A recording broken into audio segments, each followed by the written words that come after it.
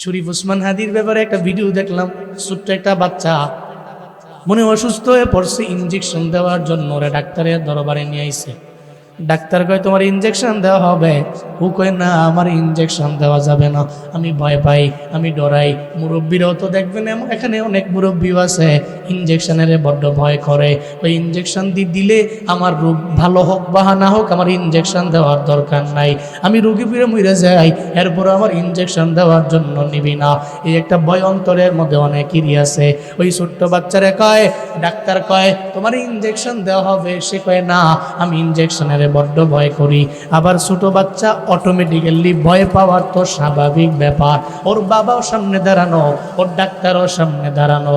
ওর বাবায় কয়, ও আমার সন্তান, একটা স্বাভাবিক ইঞ্জেকশনের যদি ভয় পাও, তাহলে ওসমান হাদি তোমার ওই ভাইটার মতো কেমনে তুমি রাজপথের মধ্যে লড়বা?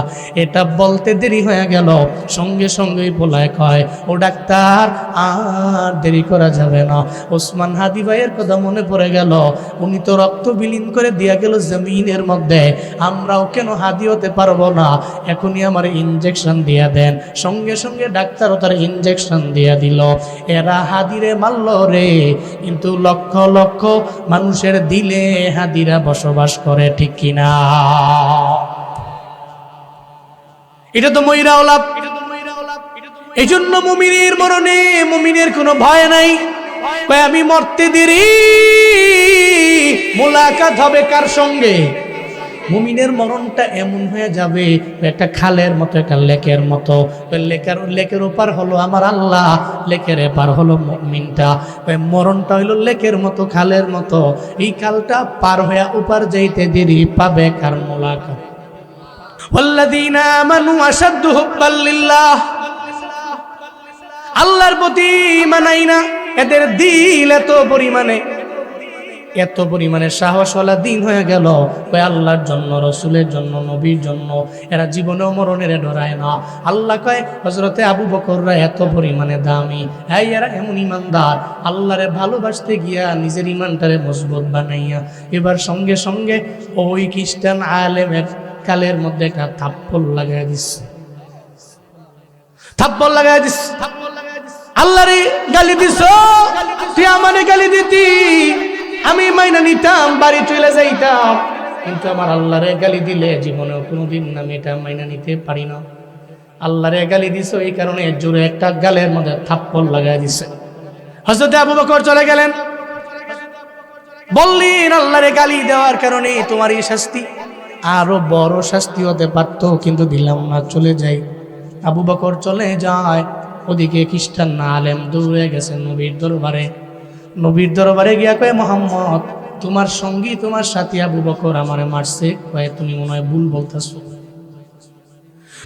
ভুল বলতেছো, আমার আবু বকর এমন না, সে তো বড় নরম দিলওয়ালা, মনে হয় ওমর তোমারে মারছি। কারণ ওমর তো জবান দিয়া কিছু বলে না, কয় আগে হাত দিয়া মারো। কারণ এত পরিমাণে রাগী সাহাবী হযরতে ওমর, জালালি মেজাজ, কয় মুখ দিয়া হবে না, আগে হাত দিয়ে জোরে একটা মাইরা দাও। হযরতে ওমর তো আমার এমন সাহাবী, তুমি মনে হয় ভুল বলতেছো, আবু বকরের নামের জায়গায় হযরতে ওমর হবে। ওই খ্রিস্টান আলেম কয়, মুহাম্মদ না, আমি আবু বকররেও চিনি, ওমররেও চিনি, এটা ওমর না, বরং এটা আবু বকর। আবু বকরই আমারে মারলো, আমার গালের মধ্যে থাপ্পড় লাগাইয়া দিল। হযরতে আবু বকরের ব্যাপারে বিচার দিতে লাগলেন। ওদিক দিয়ে হঠাৎ করে হযরতে আবু বকর আমার নবীর দরবারে হাজির হয়ে গেছে। এখন আবু বকরের ব্যাপারে বিচার দিতে আইছে। আবু বকরের দেখা মাথা মতো নষ্ট হয়ে গেছে। মদিনার নবী কয়, আবু বকর তুমি মারছো? আবু বকর কয়, নবী হ্যাঁ আমি মারছি। কয় আমি তো বড় অবাক, আবু বকর তুমি তো মারার সাহাবী না, ওমর তো মারার সাহাবী, তুমি তো নরম সাহাবী। আর হাম উম্মতি বি উম্মতি আবু বকর, আবু বকর রে সব উম্মতের চাইতে তোমার দিলটা বড় নরম দিল। তুমি তোমার কত ব্যাপারে, ইহুদি যখন আমার দরবারে এসে, খ্রিস্টান পাদ্রী যখন আমার দরবারে এসে বলল, আমি তারে বললাম বিশ্বাসিত হয় না, মনে হয় আবু বকরের জায়গায় ওমর হবে। তুমি মনে হয় আবু বকর চিনো না, ওমরও চিনো না, কিন্তু এখন তুমি এসে বলতেছো তুমি নাকি মারছো। কেন মারলা আমারে জানাও না? হযরত আবু বকর কয়, হুজুর আমি কেন মারছি তারই জিজ্ঞেস করেন। হযরত আবু বকর বলতে লাগলেন, নবী সে বলছে সে আল্লাহকে গালি দিছে। আল্লাহ নাকি দুস্থ সহায় গরিব, আল্লাহ নাকি গরিব তারা নাকি ধনী, আল্লাহ নাকি মানুষের দ্বারে দ্বারে দ্বারে দ্বারে ঋণ চায়, টাকা নিবার চায়। এই জন্যই আল্লাহরে মানে না, ওই আল্লাহরে সে মানতে রাজি না। আল্লাহকে ফুকারা বলে গালি দিয়ে দিল, তারা নাকি আগনিয়া, আল্লাহ নাকি গরিব তারা নাকি ধনী, এই কথা বলল। এই প্রমাণ কি আবু বকর? কই আমার তো কোনো প্রমাণ নাই, আমার তো কোনো দলিল নাই, কারণ আমি একা পাঠশালার মধ্যে গেলাম দাওয়াত দেওয়ার জন্য, ওখানে মারামারির জন্য যাই নাই, ওখানে তো আমি কাটাকাটি করার জন্য যাই নাই, বরং ওই জায়গার মধ্যে আমি কেন গেলাম জানেননি? ওই জায়গার মধ্যে আমার যাওয়ার একমাত্র কারণ হইল আমি কালেমার দাওয়াত দেওয়ার জন্য গেলাম, কোরআন নিয়ে গেলাম। আমি ছিলাম একা, আমার সঙ্গে কেউ ছিল না, আমি দাওয়াত দিলাম কিন্তু না মাইনা আল্লাহরে গালিয়ে দিয়ে দিল। আমার তো কোনো প্রমাণ দলিল নবী গো, আমার কোনো প্রমাণ নাই, দলিল নাই, কিছুই নাই। ভাই এবার তুমি বলো তোমার প্রমাণ কি, দলিল কি? আমার প্রমাণ দলিল হইল আমার যে ডানে বামে যত শিক্ষার্থী ছিল এরা, শিক্ষার্থীরা তো এরা সবই তো খ্রিস্টানের অনুসারী। এবার শিক্ষার্থীরাও কয় হ্যাঁ হযরতে আবু বকর তো অবশ্যই হযরতে আবু বকর তারে হুদাই মারছে, সে কিছু বলে নাই। হযরতে আবু বকরের পক্ষে কেউ নেই, এদিকে এর পক্ষে তো লোক দাঁড়ায় গেল। আমার নবী কয় বিচার হবে, আদালতের বিচারের বাইরে তো আমার নবী যেতে পারে না। তুমি মারছো একটা মানুষে, কেন অন্যায়ভাবে মারলা, কেন অন্যায়ভাবে তার গালের মধ্যে থাপ্পড় লাগাইয়া দিনা? এই কথা বলতে দিদি হযরতে আবু বকরের বিচার যখন হয়ে যাবে, নবী বিচার করবে। আল্লাহ কয় হতে পারে না, ও জিবরাইল আমার নবীর দরবারে যাও। আমার মায়ার নবী জানে না আবু বকর তো এমনিতেই মারে নাই, বরং আবু বকর কেন মারলো? আল্লাহরে যে এরা গালি দিয়ে দিল, আল্লাহ পাক সঙ্গে সঙ্গে আয়াত নাজিল করে জানায়া দিল, লাকাদ সামিআল্লাহু কাওলাল্লাযীনা ইন্নাল্লাহা ফাকীরুন ওয়া নাহনু আগনিয়া। আল্লাহ পাক বলেন সঙ্গে সঙ্গে আয়াত নাজিল করলেন, জিবরাইলের মাধ্যমে নবীর দরবারে পাঠিয়ে দিলেন, আর বললেন যে নবীর দরবারে জানায়া দাও আবু বকরের কোনো সাক্ষী নাই, আবু বকরের কোনো শাহেদ নাই, সাক্ষী হয়ে গেলাম আমি আল্লাহ। আল্লাহ তো শুনছি, আল্লাহ তো শুনছে যারা বলছে ইন্নাল্লাহা ফকির, নিশ্চয়ই আল্লাহ গরিব, ওয়া নাহনু আগনিয়া, আর আমরা ধনী। আল্লাহ পাক আয়াত নাজিল করে জানায়া দিলেন আমার নবীরে জানায়া দাও আবু বকরের বিরুদ্ধে যাতে করে বিচার না যায়, বিচার তো যাবে ওই লোকের বিরুদ্ধে যে আল্লাহরে গালি দিয়া দিল। সঙ্গে সঙ্গে আয়াত নাজিল করে নবীরে জানায়া দেওয়া হলো। এর মানে কি বোঝা যায়? হযরতে আবু বকর তো জয়ী হয়ে গেল, বিচারের মধ্যে আগায়া গেল। একটা নরম সাহাবী এরপর আল্লাহরে নিয়ে কটূক্তি করলো, কিন্তু ইমানের লাইনে বড্ড আগাইয়া। এরাই তো মুত্তাকি, আল্লাহরে দেখে নাই, আমার আল্লাহরে জীবনে কোনোদিন দেখে নাই, এরপরেও আল্লাহর প্রতি এত পরিমাণে ইমান। এরপরও ইমান আনতে যাইয়া ওনার বাড়ি চইলা গেল, সম্পদ চইলা গেল, জান চইলা গেল, মাল চইলা গেল। যারা এত কিছু করার না চিল্লা জুড়ে করে পড়েন আল্লাহু আকবার। তাহলে এক নম্বরে ইমান, গায়বের প্রতি ইমান যেই বান্দা আনলো সে মুত্তাকি, এক নম্বরে ইমান আনলো। এবার দুই নম্বরে আল্লাহ পাক বলেন ওয়ুকিমুনাস সালাহ, দুই নম্বরে পড়া লাগবে নামাজ। হুজুর বয়ান করেন নামাজের ব্যাপারে বলার দরকার নাই, বয়ান করেন যত করেন, বলে হুজুরে তো বয়ান করে নামাজের বয়ান। হুজুর নামাজের বয়ান ভালো করেই জানি, কিন্তু আবার কেন নামাজের বয়ান করেন আমি বুঝি না। তাহলে বারবার বলি কেন, বারবার হুজুরে বলে কে, এই খতিব সাহেব জুমার মধ্যে বলে কেন, নামাজের মধ্যে কেন আসেন না? দেখবেন বহু খতিব সাহেবেরা জুমার দিনে সবার দরবারে আবদার জানায়, জুমার মধ্যে আইলেন তাহলে আসরের মধ্যে আইসেন। জুমার মধ্যে কত পরিমাণে মুসল্লি, কিন্তু আসরের মধ্যে নাই, মাগরিবের মধ্যে নাই, এশার মধ্যে নাই, ফজরের মধ্যে নাই। জুমায় মুসল্লি বেশি, মাগরিবের মধ্যে যায় দুই কাতার পাওয়া যায়, আবার এশার সময় নাই। তাহলে এই জন্যই তো হুজুরে বয়ান করে বারবার নামাজের বয়ান, বক্তাও বয়ান করে নামাজের বয়ান, সব লোকেরা দেখলেই করে নামাজের বয়ান। কেন করে জানুনি? কারণ ইসলাম তো দাঁড়ায় আছে নামাজের উপরে। নামাজ ঠিক তো তোমার ধর্ম ঠিক আছে, নামাজ ঠিক নেই তো ধর্ম নরবরে হয়ে গেল। আর কেউ তো চায় না নামাজ বাদ দিয়া স্তম্ভগুলা দুর্বল কইরা বিল্ডিং উঠাইবে। একটা ভূমিকম্পের মাধ্যমে বিল্ডিং ধ্বংস হয়ে যাবে, ইঞ্জিনিয়ার চায় না। ইঞ্জিনিয়ার যেমন বিল্ডিং ধ্বংস হতে চায় না, ধ্বংস হয়ে যাক এটাও চায় না।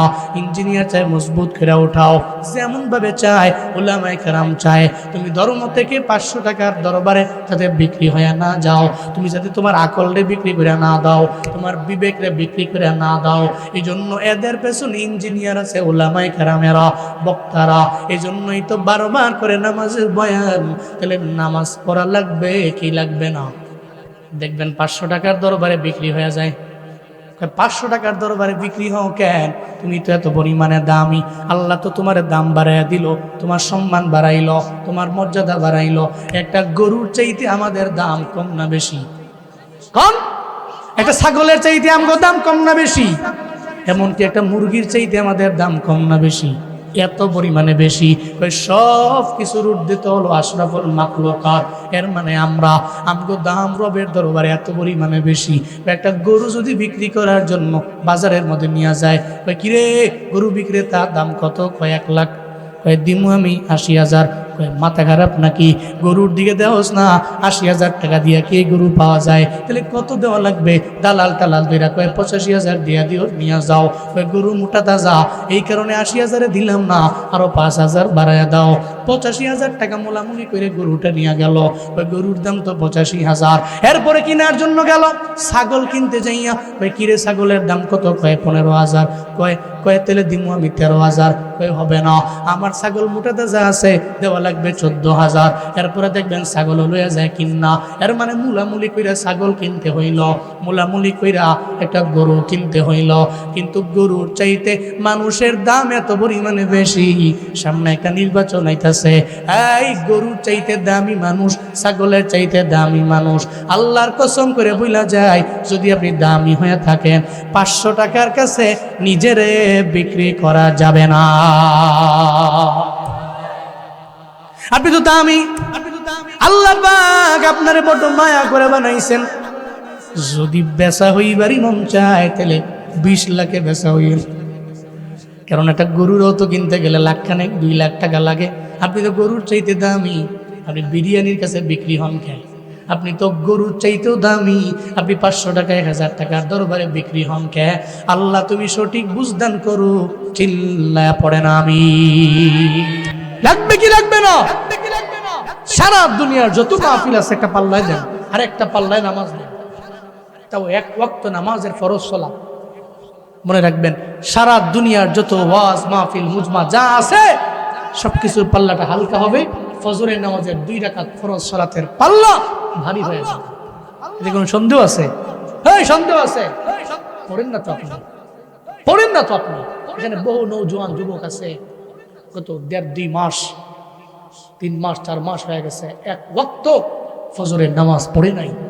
তারে ফজরের নামাজের সময় পাওয়া যায় না। তুমি মিলাও, বাড়িতে গিয়া বালিশে মাথা লাগে, তুমি তো অপরাধী, তুমি অপরাধী। তোমার 2 মাস চলে গেছে, 3 মাস চলে গেছে, 5 মাস চলে গেছে, তুমি 1 ওয়াক্ত ফজর পড়ো নাই। অথচ ফজরে তোমারে আল্লাহ আইসা আসমানে আইসা ডাকতেছে, উঠুস না, আমি তো তোরে ঘুমানোর মতো তৌফিক দিছি। ওই ঘুমে তো কত ব্যক্তি চলে গেছে, তোর তো আমি নেই নাই, তোর তো আমি আল্লাহ বাঁচায় রাখছি। তাহলে একটু শুকরিয়া কইরা আলহামদুলিল্লাহিল্লাযী আহিয়ানা বা'দা মা আমাতানা ওয়া ইলাইহিন নুশুর বইলা ওইটা একটু ওযু বানায়া মুষ্টি দিয়ে যা 2 রাকাত নামাজে আমি রবের কুদরতি পায়ে একটু সিজদা দে, তাহলে আমি তোরে যে এই যে ঘুম পাড়াই, আরো আরামের ঘুম তোরে আমি পাড়াবো। কিন্তু বলেন তো বাপ, আপনি নিজেকে নিজে প্রশ্ন করেন, আপনি কয়দিন ফজরের নামাজটা পড়ে হাজিরা দিছেন আল্লাহর কাছে গিয়া, আল্লাহ তোমার কুদরতি পায়ে ঘুমাইয়া উঠা আইসা আমি ওযু বানায়া তোমার কুদরতি পায়ে সিজদা দেওয়ার জন্য হাজির হয়ে গেছি? কয়দিন করছেন আপনি? কয়দিন করছেন? আল্লাহ তো চাইলে রাতের বেলায় তো আপনার মরণ দিতে পারতো, আপনি তো ঘুমের মধ্যেও মরতে পারতেন। আল্লাহ তো চাইলে নিয়ে যাইতে পারে, আল্লাহ তো চাইলে আপনার খাবার বন্ধ করে দিতে পারে, আল্লাহ তো চাইলে হসপিটালের বেডে আপনাকে শুয়ে রাখতে পারে। আপনি তো করেন না, নামাজ পড়েন না, আমল করেন না, নেক আমলের লাইনে অগ্রগামী হন না আপনি। আল্লাহ আমাদের সবাইকে 5 ওয়াক্ত নামাজ কায়েম করার তৌফিক দান করেন। আরো জোরে পড়েন আমিন। অনেকে মনে মনে চিন্তা করে আমিন কয়ে বিপদে পড়তা, যদি কবুল হয়ে যায় তাহলে ঠান্ডা পানিতে উজু বানায় ফজর কষ্ট, এলাকার ডরে আমিনও কইছে না, জোরে মন খুললে কোন আমিন। তাহলে 2 নম্বরে মুত্তাকিদের গুণ নামাজ। 3 নম্বর আল্লাহ পাক বলছেন ওয়া মিম্মা রাযাকনাহুম ইউনফিকুন। চিল্লা পড়েন আল্লাহু আকবার। আল্লাহ পাক বলেন মুত্তাকিদের 1 নম্বর গুণ হলো ঈমান, 2 নম্বর গুণ হলো নামাজ, আর 3 নম্বর এদের গুণ হবে আমি আল্লাহ যা রিজিক দিয়ে দিলাম তা থেকে এরা ব্যয় করবে, এরা সদকা করবে, এরা দান করবে, দানের লাইনে থাকবে এরা আগাইয়া। যারা আরবের খাঁটি বান্দা মুত্তাকি বান্দা, এদের চিন্তা হইল আগে আমার সম্পদ ছিল না, আমি মালের মালিক ছিলাম না, আল্লাহ পাক সম্পদের মালিক বানাইলেন, আল্লাহ তো আমারে দিয়া দিলেন। এই বৈশকলার মুসলমানেরা, সদরের মুসলমানেরা আমায় বলেন না রিজিক দেওয়ার মালিক কে? আবার কেড়েও নিতে পারে কে? যে আল্লাহ দিতে পারে ওই আল্লাহ কেড়েও নিয়ে যাইতে পারে। সকালবেলার ধনী রে তুই, ফকির সন্ধ্যাবেলা, সকালবেলার ধনী রে তুই, ফকির সন্ধ্যাবেলা। নদীর এপার ভাঙ্গে ওপার করে, এই তো নদীর খেলা। সকালবেলার ধনী রে তুই, ফকির সন্ধ্যাবেলা। সকালবেলার ধনী কিন্তু বিকালে ফকির হয়ে গেছে। সকালবেলা ধনী, দ্যাট মিনস এই বান্দা আগে ছিল ধনী, হঠাৎ করে ওই বান্দা কেন যেন আগের মতো বাজারের মধ্যে বাজার করতে পারে না, অ্যামাউন্ট নাই, আমার টাকা নাই, ডে বাই ডে গরিব হয়ে গেল। এমন আছে না নাই? আবার কত গরিব ডে বাই ডে আল্লাহ পাক তারে ধনী বানায়া দিল। আমি মাঝে মাঝে এলাকার মধ্যে আমার দাদি আমারে গল্প শোনায়, আমার দাদি আমারে কয় ওই যে মসজিদের লগে দেখো না 3 তলা একজন বিল্ডিং এর মালিক, যে ওই মালিকটা আমগো বাড়ির মধ্যে লাগাতার কাম করতো, লাগাতার কামলা ছিল, সারা বছর লাগে কাম করতো, 1 মুঠা ভাতের জন্য এত পরিমাণে কষ্ট করলো। কিন্তু দেখো না এখন 3 তলা বিল্ডিং এর মালিক, তার সন্তানেরা বিদেশেও চলে গেছে, এখন সে গরম পানি দিয়ে গোসল করে, পুকুরের মধ্যে গোসলের জন্য যায় না, উল্টারও গিজারও আছে, গরম পানিও আছে, এত আরামের বিছানা, এত আরাম করে ঘুমায়, ধনী হয়ে গেছে। আল্লাহ পাক তারে ধনী বানায়া দিছে। তো দাদির কথা শুনি না মাঝে মাঝে চিন্তা ভাবনা করি, আগে ছিল গরিব, আল্লাহ পাক ওনারে ধনী বানাইলেন। এখন তো অনেকে আছে ধনী হওয়ার পরে তাকাব্বুরি ভাব চলে আসে, তখন মানুষের আর মানুষের মতো মনে করে না। আগে সালাম দিত, আরেকজনে সালাম দিলেও জবাব নিত, কিন্তু আগে গরিব ছিল হয়ে গেল ধনী, এখন নিজেও সালাম দেয় না, অন্যজনে সালাম দিলেও নেয় না। আছে না? না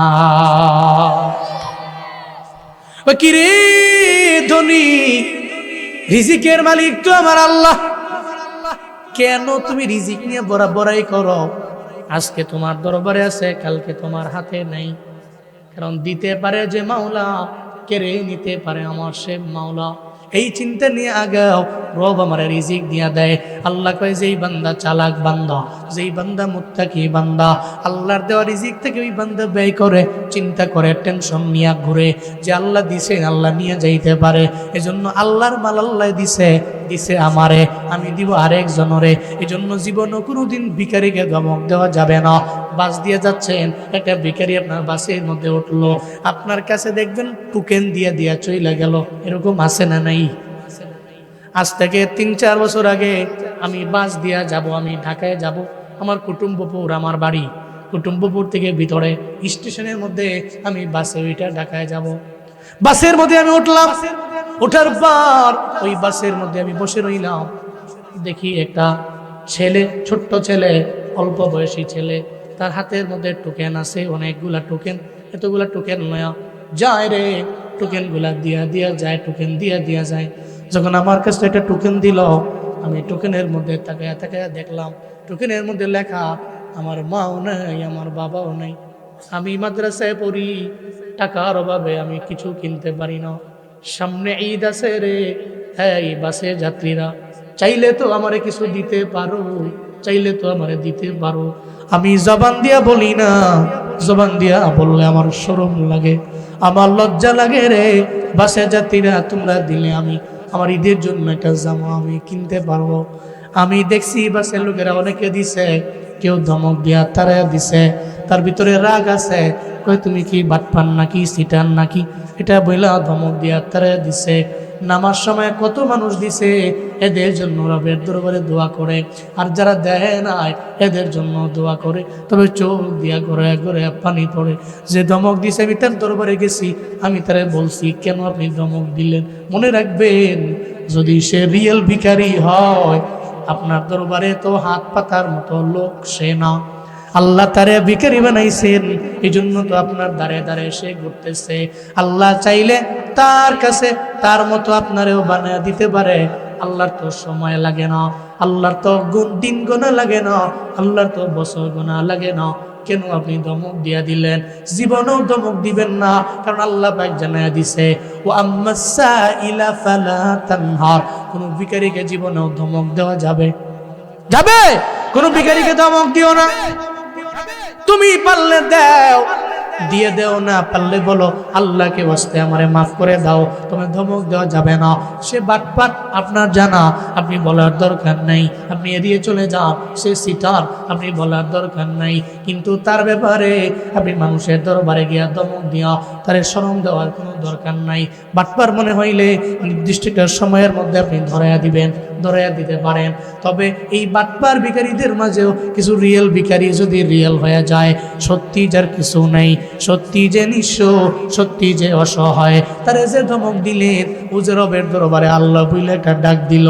মনে রাখবেন, আল্লাহ বইলা যখন ভিখারি একটা মাজলুম আমার আল্লাহরে ডাক দেয়, আমার আল্লাহ তো ওই মাজলুমের চোখের পানি ফিরাইয়া দেয় না। আল্লাহ চাইলে যে আল্লাহ আপনার রিজিকের মালিক বানিয়ে দিল, আবার 2-3 দিন, 2-3 মাস, 1 বছরের মাঝে আল্লাহ পাক কেড়ে নিতে পারে কি পারে না?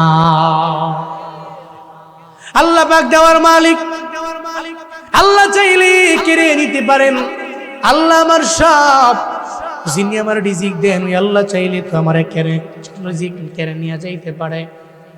হযরতে দাউদ পয়গম্বরের সময় হযরতে সুলাইমান পয়গম্বর দাউদ নবীর ছেলে, দাউদ নবীর সন্তান হযরতে সুলাইমান আলাইহিস সালাম দাঁড়ায় রইলেন। তাকায় দেখে একটা ভিখারি মহিলা চোখের পানি ফেলায় ফেলায় কান্দে। ওই ভিখারি কয়, আল্লাহ তুমি এটা কি করলা, তুমি এটা কি করলা, তুমি এটা কি করলা? সুলাইমান নবী তখনও ছোট নবী না, তখনও দাউদ নবী মারা যান নাই, তখনও দাউদ নবীর ক্ষমতা আছে, তখন উনি নবী, সুলাইমান নবী না, ছোট মানুষ। কিন্তু সুলাইমান নবী বড় জ্ঞানী ছিল। যখন ভিখারিটা চোখের পানি ফেলায় ফেলায় কান্দে আর বলে, ও আল্লাহ তুমি এটা কি করলা, তুমি এটা কি করলা, তুমি এটা কি করলা, এটা বলতে দেরি সুলাইমান নবী কয়, এই ভিখারি মহিলা, আল্লাহরে কেন বলো তুমি এটা কি করলা, তুমি এটা কি করলা, তুমি এটা কি করলা, কেন বলো? ভিখারি কয়, তোমারে চিনি না, তুমি কে? কয়, আমি সুলাইমান, দাউদ নবীর সন্তান। চিল্লা পড়া যাবে কি মারহাবা। কিন্তু এই ভিখারি মহিলা কেন বলছো আল্লাহ গো তুমি এটা কেন করলা, কেন করলা, এটা কি করলা, কেন বলছো তুমি আমারে বলো না? এটা বলার পরে সঙ্গে সঙ্গে কয়, আই সুলাইমান, আমি তো বড় গরিব, বড় অসহায়, ঘরে আমার খাবার নাই, আমার ছেলে মেয়েগুলো আমার দিকে তাকায় থাকে, আমি ভিক্ষা করে নিয়ে যাই, আমার ছোট ছোট বাচ্চাগুলোর জন্য কিছু মজা নেই, কিছু খাবার নিয়ে যায়। আমি সকালবেলা বের হই, সন্ধ্যার সময় আবার আমি চলে যাই। আমি তো এমন ভিখারি, আমার সন্তানের জন্য খাবার না নিয়ে গেলে আমার সন্তানরা আমার দিকে তাকায় থাকে, এরা রাগান্বিত হয়ে যায়, আমার প্রতি মন খারাপ করে দাঁড়ায় থাকে। এটা বলার পরে সঙ্গে সঙ্গে এবার ওই ভিখারি মহিলা কয়, আমি একটা বাড়ির মধ্যে কাজের জন্য আজকে গিয়েছিলাম, সারাদিন লাগে আমি কাজ করলাম, ওই কাজের বিনিময়ে আমার এক বল ময়দা আমার দেওয়া হলো। একটা বল ময়দা লইয়া আমি যখন রওনা হয়ে গেলাম, হঠাৎ করে একটা বাতাস থেকে যেন আসলো, বাতাসটা এসে আমার বলের জায়গায় রইল, ময়দাগুলোরে উড়ে নিয়ে চইলা গেল। এই বাতাস তো কথা মানে আল্লাহ, এ কারণে আমি বলতে লাগলাম, আল্লাহ তুমি এটা কি করলা, আল্লাহ তুমি এটা কি করলা, আল্লাহ তুমি এটা কি করলা। আওয়াজ করে পড়বেন কি আল্লাহু আকবার। মূলত আমার হাতের মধ্যে বলটা বাকি আছে রে সুলাইমান, দেখো না আমার বলের মধ্যে কোনো ময়দা নাই, কোনো আটা নেই, এখন আমি কেমনে বাড়ির মধ্যে যাব? সুলাইমান নবী কয় চিন্তা নাই, আমার বাবা দাউদ নবী আছে রে, দাউদ নবীর দরবারে চলে যাও, দাউদ নবী একটা সমাধান তোমারে দিয়ে দিবে। সুলাইমান নবী পাঠিয়ে দিলেন, চলে গেলেন দাউদ নবীর দরবারে। মহিলা হাতের মধ্যে বলটা লইয়া দাউদ নবীর সামনে গিয়া কয়, ও দাউদ পয়গম্বর, আমি বড় গরিব মহিলা, আমি একজন ভিখারি মহিলা, আমি অন্যের বাড়িতে কাজ করে করে আমার জিন্দেগি চালাই। বাড়ির মধ্যে গেলাম, আমি কাজ করলাম, আমার হাতের মধ্যে একটা বল দিয়া দিছে, ময়দার বল দিয়া দিছে। আমি ময়দার বল নিয়ে আমার বাড়ির দিকে রওনা হইতেছিলাম, বাতাস আইসা বল থাকলো বলের জায়গায়, কিন্তু ময়দাগুলো নিয়ে গেল। এখন এটার সমাধান কি আমায় বলেন না, কি সমাধান? দাউদ নবী কয়, কি করবো আমি? বাতাস আইছে, তোমার বলের ময়দা উড়ে নিয়ে চলে গেছে, এটা আমার কিছু করে আছে? এই বাতাস কি আমার কথা মানে? মহিলা, বাতাস কি আমার কথা শুনে? আর আমি কি বাতাস বলবো? হয় বাতাস সব আগের মতো আবার বলের মধ্যে ময়দাগুলো আগের দিয়ে মতো দিয়ে দাও, এটা বললে কি বাতাস শুনবে? মহিলা কি করতে পারি কৌদি? মহিলা কয়েকটা সমাধানের জন্য আপনার দরবারে এসেছি, সমাধান দেন। সমাধান হইল, এই কর্মচারী তুমি যাও, আমাদের রাজকোষ থেকে ওই মহিলার জন্য এক বল না বরং 2 বস্তা ময়দা মহিলারে দিয়া দাও। কয় বস্তা? 2 বস্তা দিয়া দিল। এবার ওই ভিখারি মহিলা মনে মনে চিন্তা করে, এক বল গেছে তো কি হয়েছে, 2 বস্তা তো পেয়ে গেছি। 2 বস্তা ময়দা দেওয়ার জন্য আবার দাউদ নবী কইল, এই ভিখারি মহিলা, এবার ওই মহিলা তো নিতে পারবে না, মহিলা মানুষ, তোমরা মাথার মধ্যে বোঝা করে বাড়ি পর্যন্ত দিয়ে আসো। মহিলা মনে মনে কয়, বল হারাইলাম একটা, কিন্তু পাইলাম 2 বস্তা, আবার নিজেও মাথা ঘুরে নেওয়া লাগে না। দাউদ নবী রাজকোষ থেকে লোক পাঠাইয়া দিছে, ওই লোকেরাই তো মাথায় করে রওনা হইয়া চলে যাইতাছে। এই আল্লাহর বান্দারা, একটু মনের কান লাগাইয়া শুনবেন।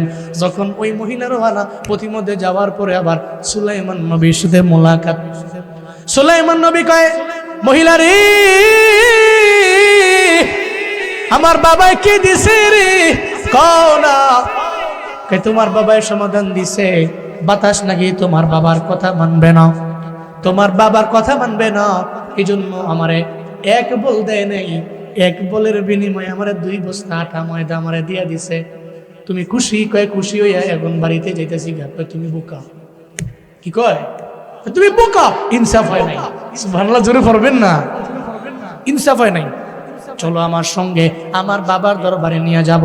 সুলাইমান পয়গম্বর মহিলারে নিলেন, আর ওই 2 বস্তা ময়দা লইয়া আর ওই কর্মচারী লইয়া চলে গেলেন দাউদ নবীর দরবারে।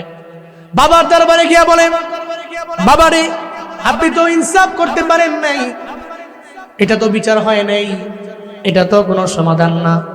আপনি 1 বলের বিনিময়ে 2 বস্তা ময়দা দিয়েছেন, এটা হবে না। কারণ সুলাইমান নবী এত পরিমাণে বিচক্ষণ ছিলেন, সুলাইমান নবী আল্লাহর উপরে এত পরিমাণে আস্থা ছিল। দাউদ নবীর আরো অনেক সন্তান ছিল, কিন্তু দাউদ নবীর পরে সুলাইমান নবীরে আল্লাহ পাক রব্বুল আলামিন কেন নবী বানাইলেন? অন্য কাউরে তো নবী বানাইলে পারত, কিন্তু কেন তারে নবী বানাইলেন? কারণ হলো, ছোট্ট করে বইলা যাই, শুই না যাবেন রে বাবা, দাউদ নবীর পরে সুলাইমান নবী হয়ে গেল। কেন হয়ে গেল? কেন বাবার পরে সন্তান কেন হইল? আরো সন্তান বাকি ছিল, কেন হইতে পারলো না? একদিন সুলাইমান নবী তার সব সন্তানদের সামনে দাঁড় করাইলেন আর বললেন, এই সন্তানেরা, বলো না সবচেয়ে দূরবর্তী কি? তোমাদের চোখের চাইতে, তোমাদের চোখের কাছ থেকে সবচেয়ে দূরে কি? একজনে কইল সবচেয়ে দূরে আসমান, আরেক পোলা কইল সবচেয়ে দূরে হইল, অনেক দূরে হইল আসমান, যা আমরা চোখে দেখি না, জমিনের এক প্রান্ত থেকে আরেক প্রান্ত চোখে দেখি না, আসমান অনেক দূরে, বহুত দূরে, এটা আমাদের চাইতে সবচেয়ে বেশি দূরবর্তী। একজন এক একটা বললো, কিন্তু সুলাইমান নবীর যখন জিজ্ঞেস করলো দাউদ নবী, হাই ছেলে তুমি বলো তো সবচেয়ে দূরবর্তী কি? সঙ্গে সঙ্গে কয়, সবচেয়ে দূরের হইল কবর। কি কি? সুলাইমান নবী কয়, সবচেয়ে দূরের হলো কবর। কয় কবর কেমনে? কয় সবচেয়ে দূরের কবর কেমনে?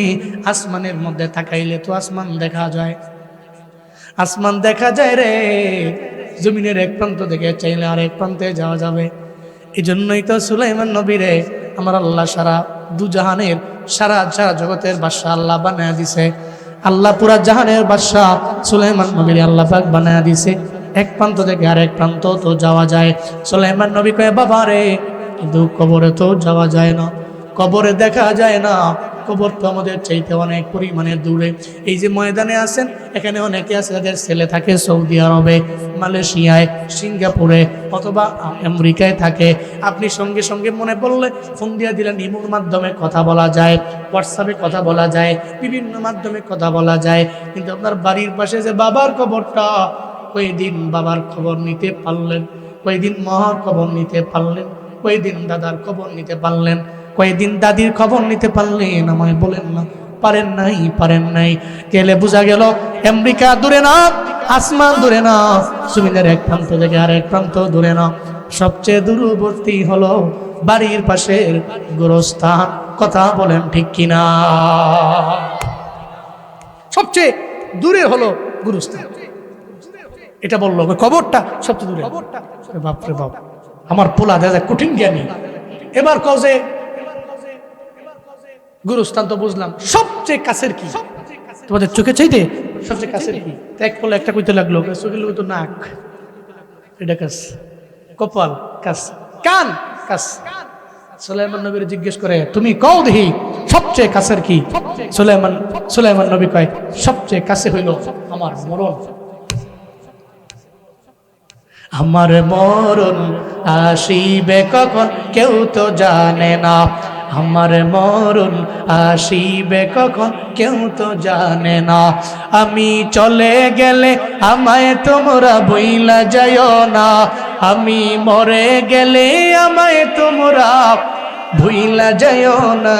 ডাইনে বামে মাটি আমার মাটির বিছানা, ডাইনে বামে মাটি আমার মাটির বিছানা। কেউ জানে মরণ কোন সময় হবে? জানা আছে?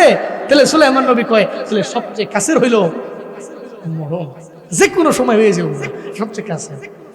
আল্লাহ কয়, দাউদ নবী আপনার পরে নবী হওয়ার যোগ্য, আপনার অন্য কোনো তুলনা সুলাইমান।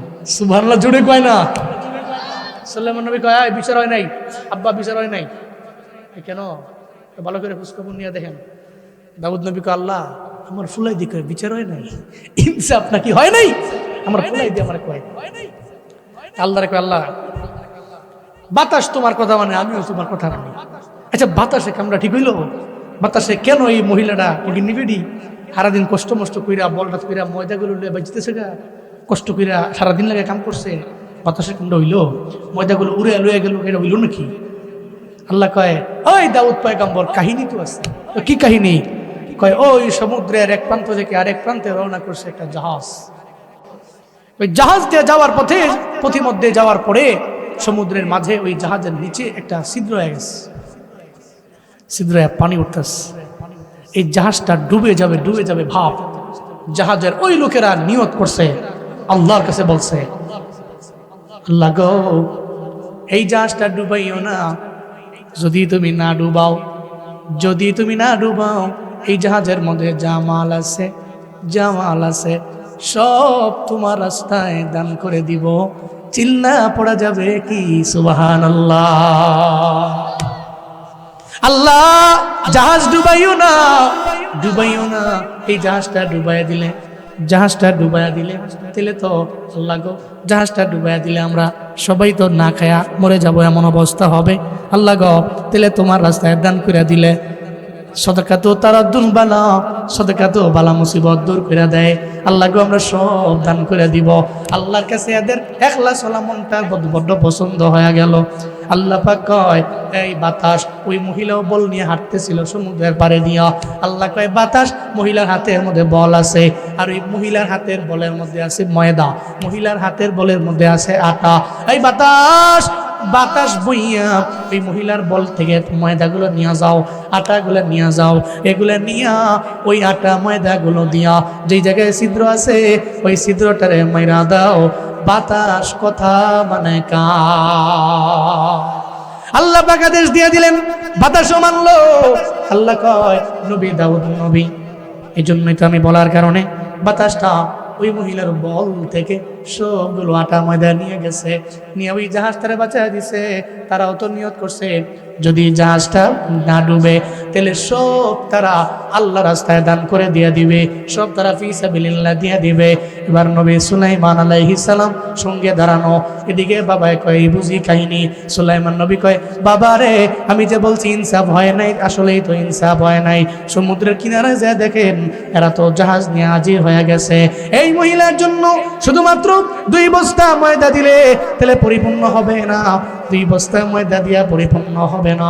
দান করার জন্য আপনার দরবারে জাহাজের সব মাল দান করার জন্য হইতেছে। যখন আসবে এই জাহাজের যত মাল আছে সব মালগুলা এই মহিলারই দিয়ে দিবেন, কারণ এই মহিলাই সব মাল পাওয়ার হকদার। চিল্লা পড়া যাবে কি মারহাবা। আর সাদাকা তো তারাদ্দুল বালা, সাদাকা দান মানুষের বালা মুসিবত থেকে দূর করে দেয়। এটা হলো তার প্রমাণ। সুবহানাল্লাহ জোরে পড়বেন না? যারা মুত্তাকি, যারা মুমিন, এরা এই বিশ্বাস রাখে আমি ঝামেলায় পড়ছি, টাকা দান করছি, আল্লাহ এই ঝামেলা থেকে উত্তরণের পথ আল্লাহ পাক আমার বের করে দিবেন। মনে রাখবেন, একটা বড় কাজের জন্য বের হবেন, একটা বড় অফিসে যাবেন, যাওয়ার আগে যেদিন যাবেন, যখন যাবেন, একটা কাজের জন্য যাবেন, আপনার লাইফে ইম্পর্টেন্ট। ফজরের নামাজের পরে বের হওয়ার আগে পকেট থেকে 100, 200, 500 টাকা মসজিদে, মাদ্রাসায় অথবা কোনো এতিম, দুস্থ, অসহায় কোনো গরিব দেখলে এদের দিয়ে যাবেন, বলবেন একটু দোয়া করুন। এটা বইলে আপনি রওনা হবেন। মনে রাখবেন, আর সাদাকা তারাদ্দুল বালা, এই সদকাটাই আপনি চাকরি পান না বহুদিন, যান খালি অফিস থেকে বস ফিরে নেয়, আপনি যতই সিবি জমা দিয়েছেন দিতে দিতে ভালো হয়ে গেছেন, হইতেছে না, এটা কাজে লাগান। আপনি সকালবেলা বের হয়েছেন কোনো একটা জায়গায়, আপনার ইম্পর্টেন্ট কাজে দান করে যান। আল্লাহর দেওয়া রিজিক থেকে দান করার কারণে বরকত দিবেন কে? বলে না, বরকত দিবেন কে? এই জন্য আমরা মুত্তাকি হব, গুণের মুত্তাকি হব। 1 নম্বরে ঈমান, 2 নম্বরে নামাজ। আল্লাহর দেওয়া রিজিক থেকে, আল্লাহর দেওয়া সম্পত্তি থেকে আমি দান করার নিয়ত করব, দানের হাতকে প্রসারিত করব। আল্লাহ আমাদের সবাইকে খাঁটি মুত্তাকি হয়ে মরবার তৌফিক দান করেন। সকলেই জুড়ে পড়েন আমিন।